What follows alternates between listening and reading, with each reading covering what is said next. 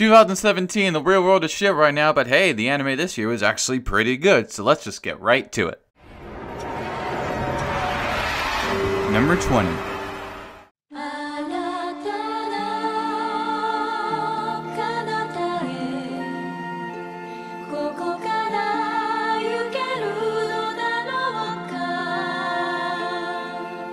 Kato, the right answer. That's what I call a close encounter. So imagine this. A sort of alien attack happens to the Earth and people know what to do and some are panicking. What does the government do? Do they launch an attack against the possible threat, thus possibly making the situation worse? Nope. They decide to find a way to negotiate with the unknown entity and see what they are here for and if they can get along. In our world full with alien action movies, Kato the Right Answer decides to take a more peaceful look at this through negotiation and philosophical talks. Our three main leads are very enjoyable and the side characters are pretty fun too. My favorite character in the anime was definitely the news reporter that we see every so often. He's a great middle ground and offers some good unbiased opinions to the table, and his journey was my favorite to follow. The ideas and actions presented in this anime are very complex and interesting, and can even be a bit trippy at times. There are some great visuals as the other dimensional being gives different gifts to humanity and whether they choose to accept it or not. The show mixes together traditional animation and CG animation. Now while the CG isn't bad at all compared to others, it didn't mix well at times and made me question why they just didn't stick to one or the other. But all around the animation is fine. The big downside to the anime is its third act. Without spoiling anything, the anime takes a different tone and direction that doesn't mix well with what the anime was doing before. The actions presented here go against the theme that the anime presented and it resulted in a very underwhelming ending. But truthfully, none of it was really that bad. It's a serviceable anime with great ideas and interesting concepts.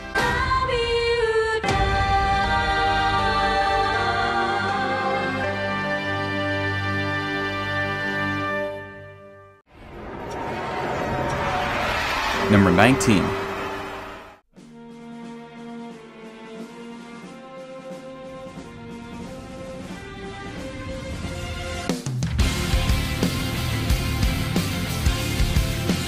Inuyashiki, The Last Hero. This is definitely going to be a decisive anime that some people will really like and some people will really hate. I just think it's okay. As in, there's a lot of great stuff in it, but then there are some bad stuff in it that really bring it down. Well, let's start with the positives. First off, the concept of the anime is great. It's awesome to see this weak older man become an unstoppable robot and then go around saving lives and kicking some bad guy ass. It creates a lot of heartwarming moments and he really carries the show for me. There is also some great social commentary that can arise from the situations. Sometimes it can be a bit over the top, but sometimes it seems really truthful to how people in real life would react to the events that happen in the anime. The villain is a pretty formidable villain. He's powerful, kills a bunch of people, and makes some scenes very suspenseful. But he's also my main problem with this show. While sometimes he can be an enjoyable villain, sometimes he can be a pain to watch. As in, they're obviously trying, but his motivations for what he does and why he does them isn't that solid. He constantly changes his motivation and direction, and it can be really distracting at times. I think they were trying to go for a light Yagami type of character, but this guy wasn't complex enough to fit that kind of villain. Now, this wouldn't be so bad, but he's in a lot of the anime, and again, it didn't really work for me. Also, some of the side characters weren't as strong as they could have been, and I think one or two more episodes would have made it a bit stronger. I'm also not a fan of the animation, but that's a nitpick. In the end, I think it's an okay anime with some good stuff and some bad stuff that evens it all out. Definitely wasn't as strong as I thought it could be, but it wasn't that bad either.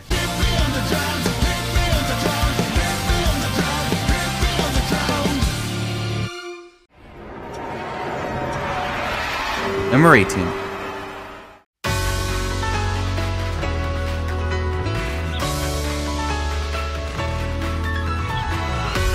Made in Abyss.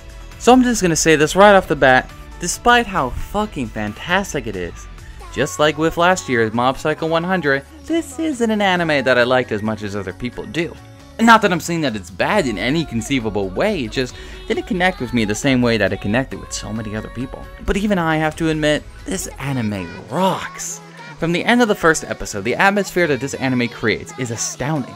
The animation, the music, and just the concept of the abyss, it sucks you right in and you're ready to jump in right away. The anime also feels a lot Studio Ghibli-esque, and I think it's because of that atmosphere, which was always one of Studio Ghibli's greatest qualities. Also, the pacing is purposely slow, which fits in with the atmosphere, though that itself creates problems as there are only 13 episodes and the end of the anime feels like it's only beginning, but I digress. And it's surprising how dark this anime gets. Maybe it's because it doesn't censor the gore and blood, maybe it's because it centers around kid characters with cute designs, but there are some extremely dark moments that were very shocking.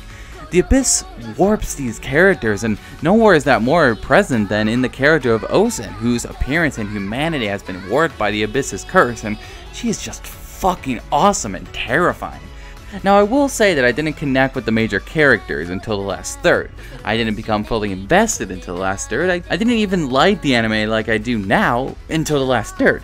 And that's a problem that I faced while watching the first 2/3. It was good, but it wasn't connecting with me. But there's a scene at the end of episode 8 that made me cry.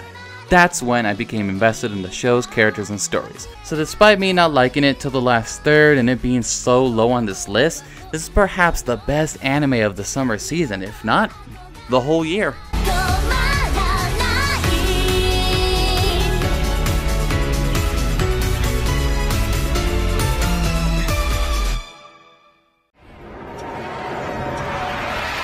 Number 17.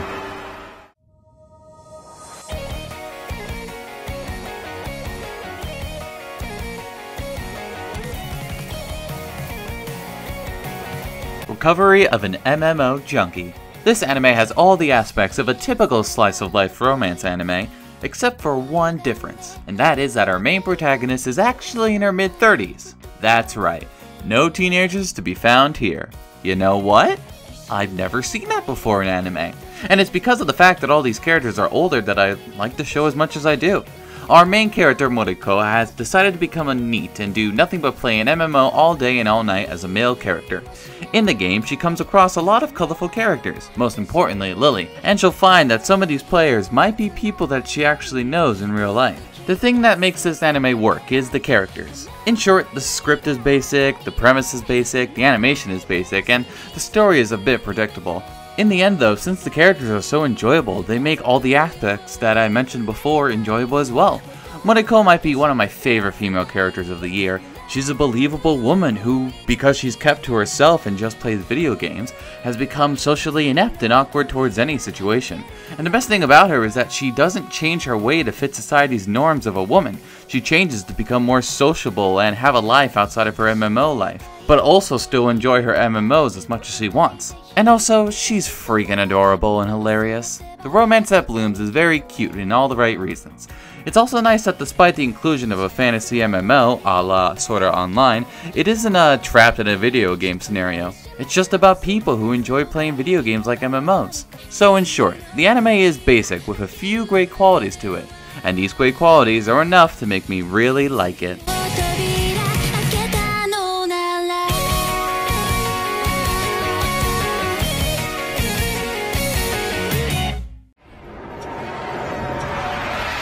Number 16.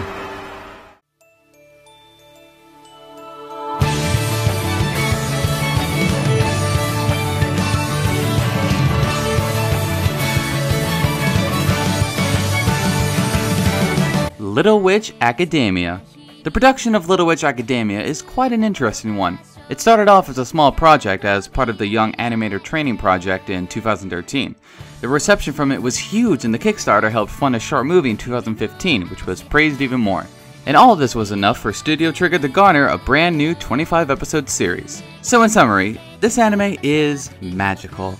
I heard that some people were a little underwhelmed with the series as it wasn't anything exceptionally amazing, but I quite liked its simple nature. Though the animation is simple at times, it can, like the anime itself, be very magical. And if there's one thing that Trigger does right, it's giving their characters comedic expressions. This allows the characters to express themselves more. Speaking of which, all of these characters are a ton of fun. A bunch of characters like Diana and Andrew were characters that I thought I wouldn't like because of their perceived archetypes, but as time went on, they became two of my favorite characters. Our main protagonist, Akko, was really fun to watch with her journey of trying to do her best at becoming a witch and fulfilling her dream. She's doing the best she can and becomes very endearing to watch. I really like how family friendly the show is too. There aren't any deep adult themes or any fan service. It's an anime that's perfectly serviceable to kids and is one that I could easily see appearing on American television. You don't see that too often with original anime these days. Again, the best way to sum up this show is magical. It's full of inspiring magic that can be quite breathtaking at times. I believe that this anime will be one that people will remember for a long time.